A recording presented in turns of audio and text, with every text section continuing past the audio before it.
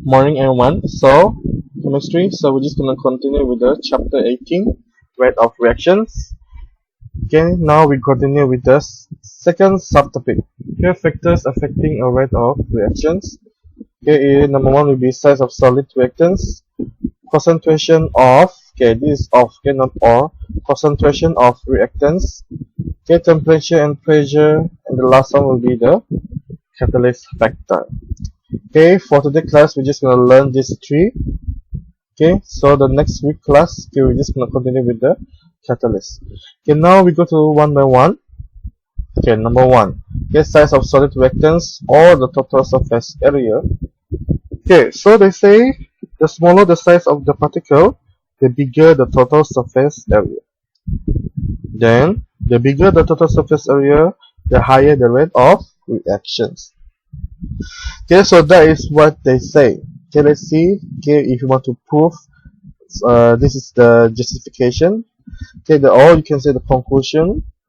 Okay, so now we do or conduct an experiment. Okay, the reaction between hydrochloric acid, HCl, and calcium carbonate, okay, CaCO3. Okay, this is the reaction take place. Okay, these two will react and they will form calcium chloride, okay, carbon dioxide plus H2O. Okay, before we go to the experiment, okay, this is some theory. Okay, let's see this diagram here. Okay, so let's see this small surface areas can become bigger and bigger. Okay, bigger surface area volume ratio becomes smaller surface area volume ratio. What it means by this one, right? These smaller things. Okay, if you cut this, it will become like this. And then if you cut this again, it will getting bigger and bigger. Okay, if you compare this one, okay, 1 cm. Okay, so you have a 6 cm square. 2 cm you have 24. This one, as you can see that the surface area is getting bigger and bigger and bigger. Okay, volume also the same. Okay, if you compare to the surface, okay, ratio to the volume here, okay, you will see that this part will be, okay, much more bigger, or you can say provide large surface area. Okay, let's see the explanation here. Okay, increase in the surface area of the solid, okay, the rate of reaction will increase. Okay, that is what they say. Okay, why? Okay, this is because more surface area particles will be exposed to the other reactant, so there will be more frequent and successful collisions per second. Okay, which means it will increase the rate of reaction. Okay, so let's see the second slide. Okay, so now we continue with the experiment. Okay, now we prove.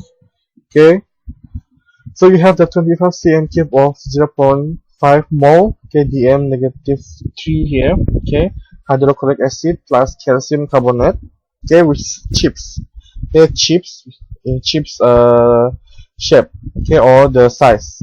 Okay, the carbon dioxide gas release is collected in a burette, this one, okay, this is a burette.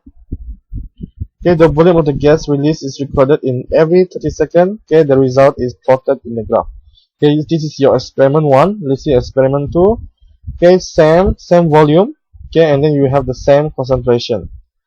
Okay, but now you are using powder.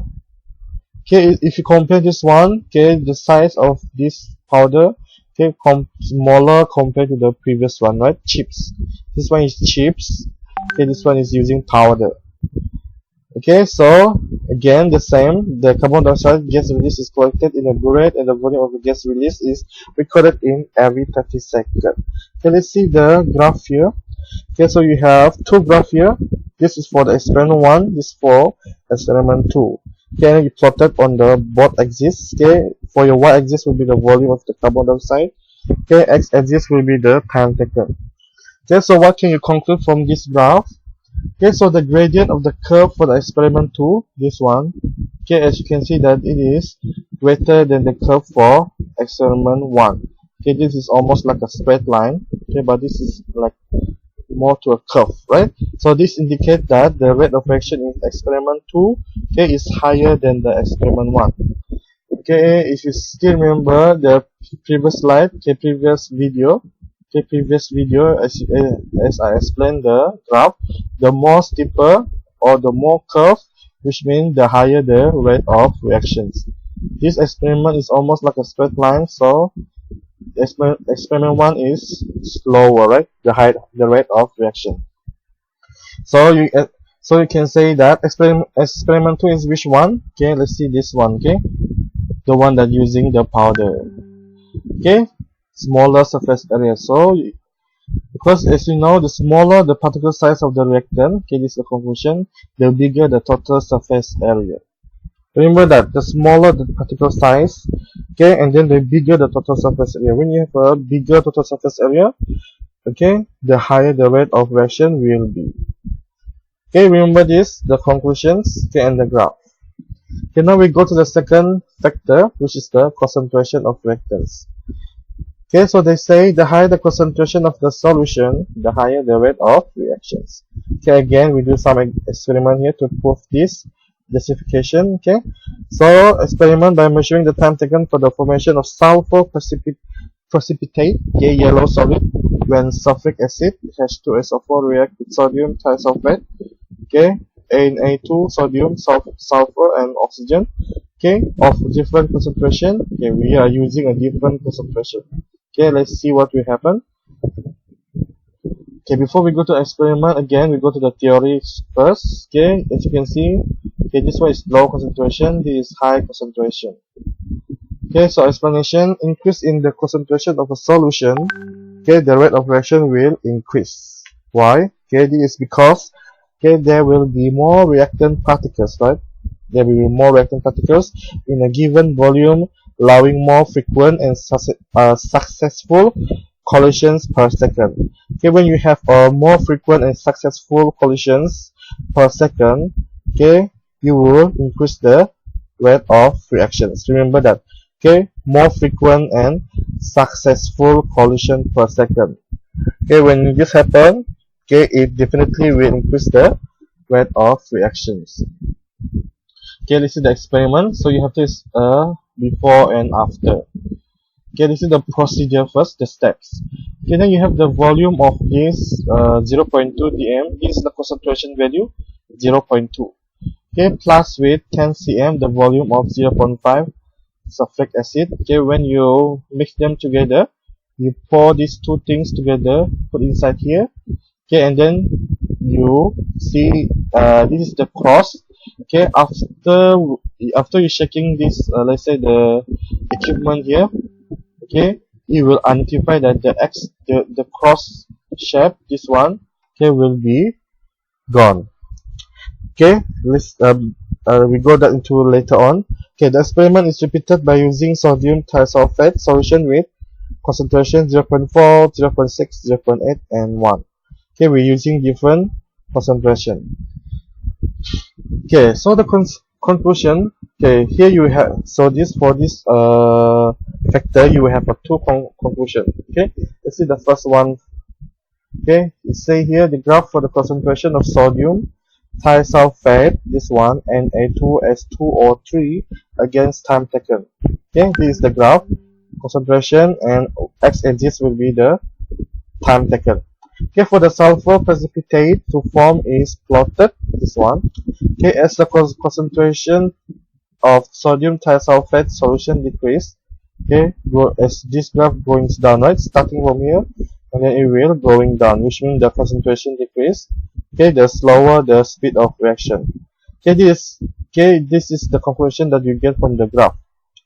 Okay, as you can see that, okay, concentration of sodium thiosulfate solution, okay, is inversely proportional to the time taken for the mark X to disappear.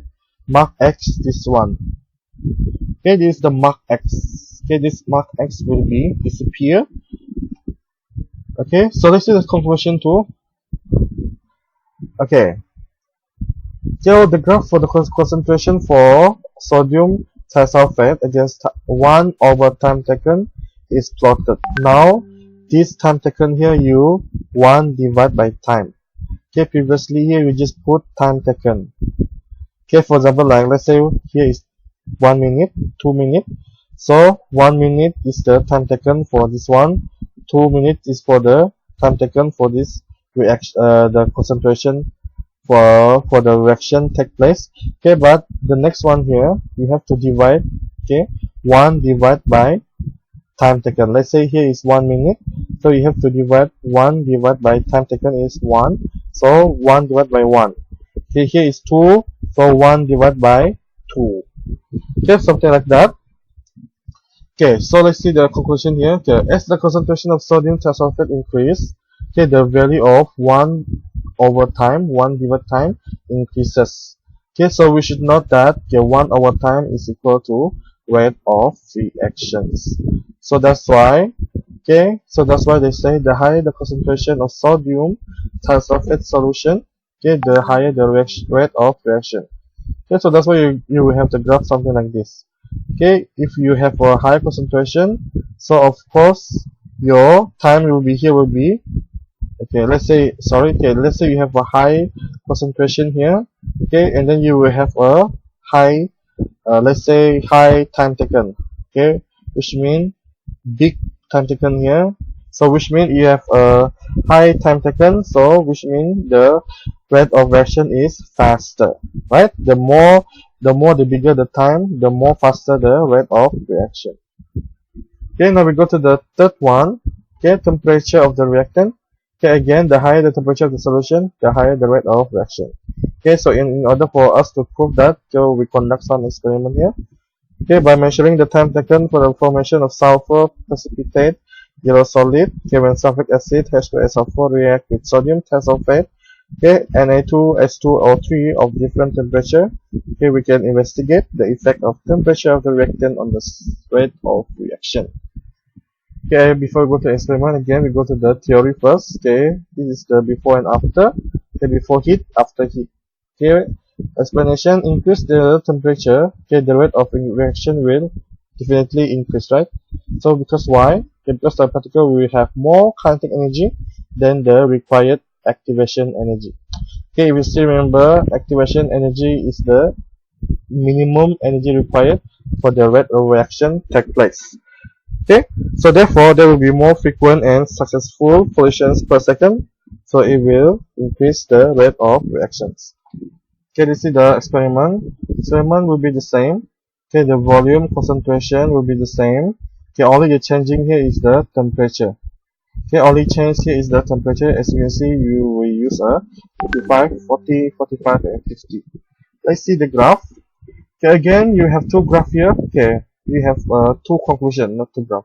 Okay, two conclusion. Let's see the first conclusion. Okay, same curve as the concentration previously. Okay, so for the first conclusion, okay, what you say here, the graph of the temperature of sodium thiosulfate, okay, Na2H2O3 against the temperature for the sulfur precipitate is to form is plotted. This is the curve. Okay, as the temperature of the sodium thiosulfate solution decrease, okay, this temperature is starting here, and then it become decrease, right? Decrease, go down. Okay, the slower the speed of reaction. Okay, so the temperature of sodium thiosulfate solution is inversely proportional to the time taken for the mark X to disappear. Let's see the second conclusion. Okay, so here you have a straight line. Again, same as this one. Okay, the difference here will be here. Okay, the straight line does not pass through the origin. Origin is here. Okay, 0, 0. Okay, because the unit of the temperature is not in absolute temperature. Okay, absolute temperature, which means okay is not in Kelvin. Okay, okay, is in degrees Celsius. Okay, but never mind. Okay, so the graph for the temperature of sodium thiosulfate, okay, against 1, again 1 over time taken is plotted. Okay, as the temperature of sodium thiosulfate increase, the value of the 1 over time increase. Okay, we should note that 1 over time is the rate of reaction. Okay, so by means, okay, the higher the temperature of sodium thiosulfate solution, okay, the higher the rate of reaction. Okay, so that is what it means by the final conclusion here. Okay, so let's see the last one, pressure of gas. For reaction involve the gas, the rate of reaction is affected by the pressure of the gas. Okay, pressure does not affect the rate of reaction where the reactants are in the form of solids or liquids. Okay, so we can say that Okay, the higher the pressure of the gas, the higher the rate of reaction. Okay, so this is the theory. Okay, the higher the pressure of the gas, the higher the rate of reactions. Just remember that. Okay, but in other form also, other form of gas, okay, like solids and liquid, pressure will not affect the, okay, affect the rate of reaction. Okay, if the rate of reaction is in solid or liquid, okay, it must be happen in gas. Okay, only in gas. Okay, alright, so guys, thank you for listening for today videos. Okay, so thank you.